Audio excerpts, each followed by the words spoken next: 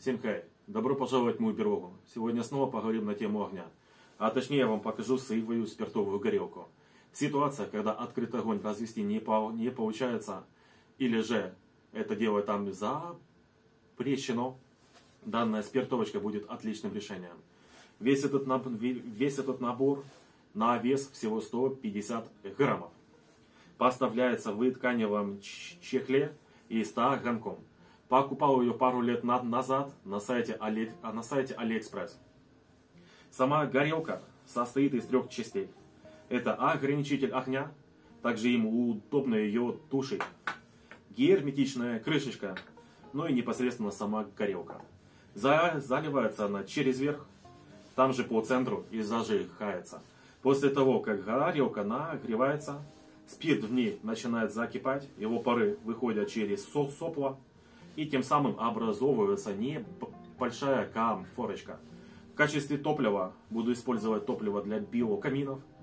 Плюс этого топлива в том, что при его горении не выделяются опасные вещества.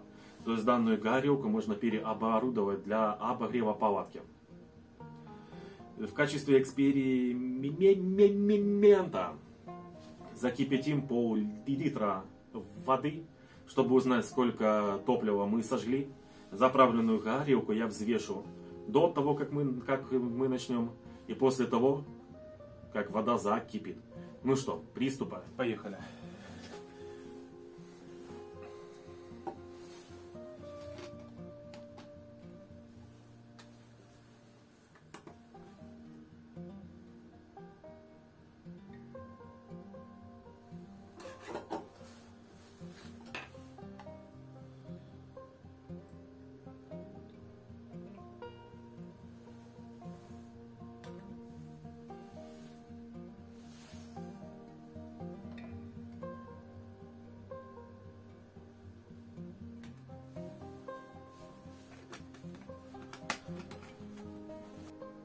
Ну вот вес заправленной горелки 114 граммов.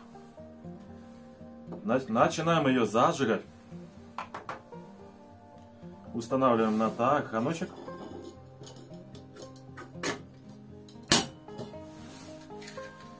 И посередине зажигаем.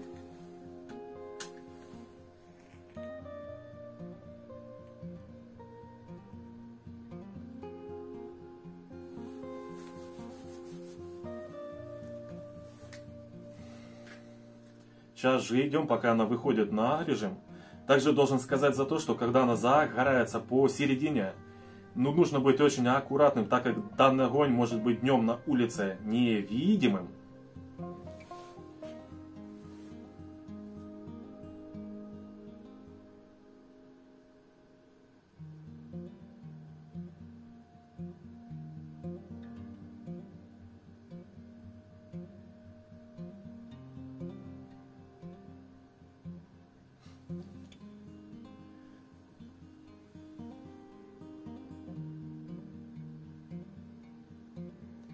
Вот она уже потихоньку нагревается и пытается выходить на режим.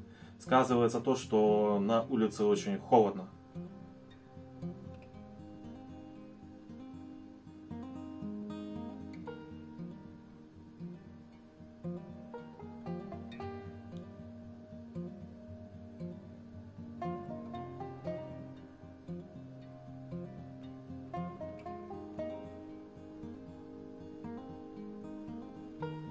Также в качестве топлива можно использовать любое топливо, у которого горят его пары. Но единственное, что если использовать топливо, которое имеет резкий запах, то от спиртовки им еще будет очень долго вонять. Поэтому лучше использовать специальное топливо или же просто медицинский спирт.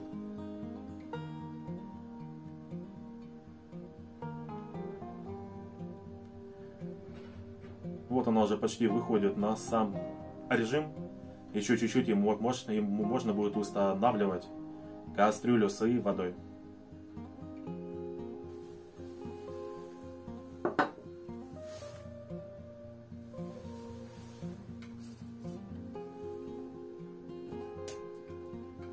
начинаем засекать.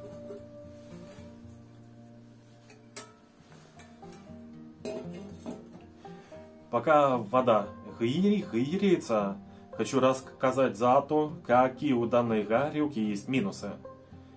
Это в первую очередь топливо. Не всегда и не везде его можно достать. Также данная горелка, как и любая спиртовая, очень боится порывов ветра.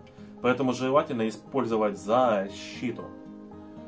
Из плюсов это ее компактность, это ее вес. Ну, наверное, вы все. И довольно-таки неплохое КПД.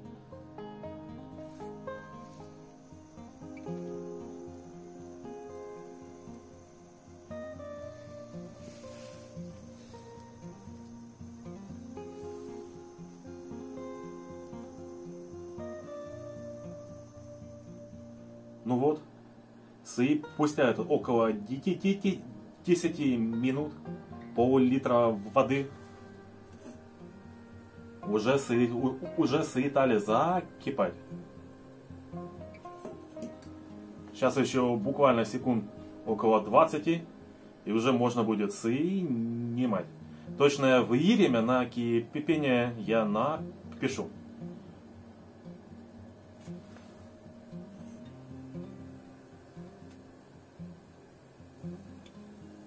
Вот и все.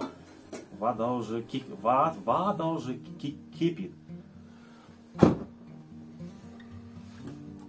Чтобы потушить ее, можно сделать вот так вот. Сейчас она чуть-чуть стынет. И мы узнаем, сколько топлива у нас на все это ушло.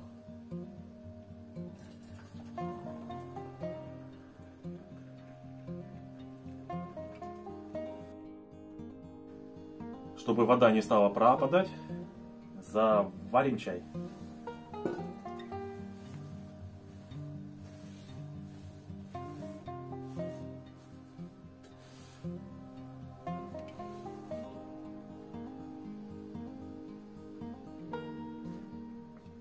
Чтобы не ожидать, пока это все будет остывать, сколько топлива ушло, я напишу вот тут вот.